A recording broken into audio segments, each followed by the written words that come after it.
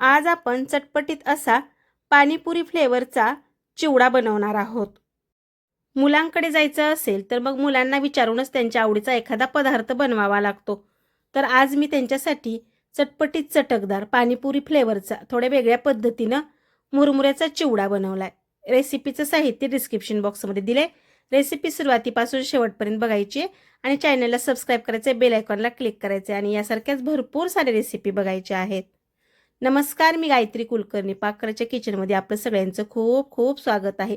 आज आपण चटपटीत चटकदार असा पाणीपुरी फ्लेवरचा मुरमुऱ्याचा चिवडा बनवणार आहोत। यासाठी मी येथे 20-25 कढीपत्त्याची पानं, एक जुडी कोथिंबीर, एक जुडी पुदिना घेतलाय आणि आवडीनुसार हिरवी मिरची घ्यायची। मी येथे 4 हिरव्या मिरच्या घेतलेल्या आहेत। हे सगळं निवडून स्वच्छ धुवून कॉटनच्या कपड्यावरती पसरून टाकलं होतं, म्हणजे हलकसं त्यातलं पाणी सगळं निघून जाईल आणि तळल्यानंतर हे कुरकुरीत होईल।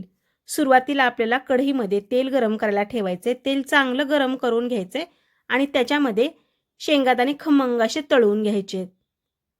तळलेले शेंगादाणे काढून घेऊयात आणि याच तेलामध्ये पुदिन्याचे पानं कुरकुरीत होईपर्यंत तळून घेऊयात।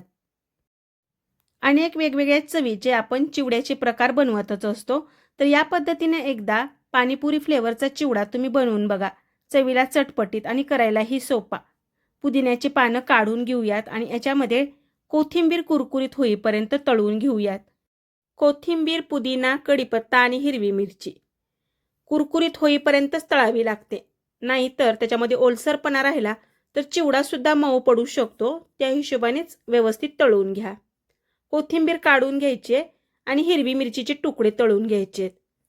नेमका इथे कढीपत्ता तळतानाचा व्हिडिओ स्किप झालाय। ज्या पद्धतीने आपण पुदिन्याचे पानं आणि कोथिंबीर तळून घेतली त्याच पद्धतीने कढीपत्ताही खमंग असा तळून घ्यायचा आहे। हिरवी मिरची सुद्धा कुरकुरीत होईपर्यंत तळून घेऊया। तळून घेतलेले सगळे साहित्य चांगले थंड करून घ्या। त्यानंतर मिक्सरच्या भांड्यामध्ये तळलेला कढीपत्ता, तळलेला पुदिना, कोथिंबीर, हिरवी मिरची हे सगळं टाकून बारीक अशी पेस्ट बनवून घ्यायची आहे। हिरवी मिरची तुम्ही तुमच्या आवडीनुसार कमी जास्त करू शकता, पण खरं पाहिलं तर हिरवी मिरची थोडीशी जास्तच हवी, तरच या चिवड्याला चांगला खमंगपणा येतो। या पद्धतीने पेस्ट तयार झाली, हे बाजूला ठेवूयात आणि या चिवड्यासाठी आपल्याला एक विशेष प्रकारचा मसाला बनवून घ्यायचा आहे। त्यासाठी मी येथे एका वाटीमध्ये पोहे खायच्या चमच्याने पाव चमचा लिंबू सत्व पावडर, पाव चमचा काळं मीठ, पाव चमचा हिंग, अर्धा चमचा धने पावडर, जिरे पावडर, 1 चमचा चाट मसाला आणि 1.5 चमचा पिठी साखर टाकली आहे।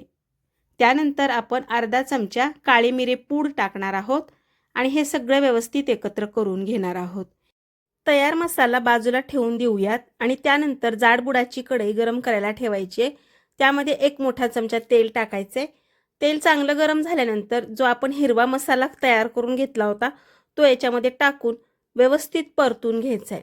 खमंग असं परतून घ्या, तरच त्याची चव छान येते। त्यानंतर जेव्हा आपल्याला एखादा पदार्थ हिरवट रंगाचा बनवायचा असतो त्याच्यामध्ये हळद टाकणं खूप गरजेचं असतं, म्हणजे त्याला कलर छान येतो। तर याच्यामध्ये आपण थोडीशी हळद टाकणार आहोत आणि हळद टाकल्यानंतर परत एकदा हा मसाला व्यवस्थित एकत्र करून घेणार आहोत। या तयार फोडणीमध्ये आता आपण टाकणार आहोत मीठ। मीठ तेलामध्ये टाकलं म्हणजे चिवड्याला व्यवस्थित लागलं जातं, त्यामुळे मीठ टाकून एकत्र करून घ्या आणि चाळून स्वच्छ केलेले मुरमुरे या फोडणीमध्ये टाकून हलक्या हाताने एकत्र करून घ्यायचे। पण त्याआधी गॅस बंद करायचा आहे। गॅस बंद करूनच हे सगळं करा। व्यवस्थित एकत्र करून घ्या। सगळे मुरमुरे व्यवस्थित एकत्र केल्यानंतर त्याचा रंग बघा अतिशय सुरेख दिसतोय। आता याच्यामध्ये आपण तळलेले शेंगादाणे, तळलेला कढीपत्ता आणि शेव घ्यायची आहे। येथे मी पुदिना फ्लेवरची शेव घेतली आहे। 0 नंबरची शेव असेल तरीही चालेल किंवा मग बटाटा शेव असेल तरीही चालेल, पण मी येथे पुदिना शेव घेतली आहे।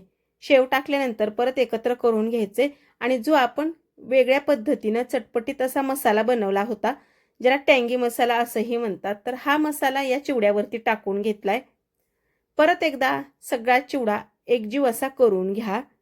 चटपटीत थोडासा आंबट गोड चवीचा हा चिवडा अतिशय चवदार आणि खमंग लागतो।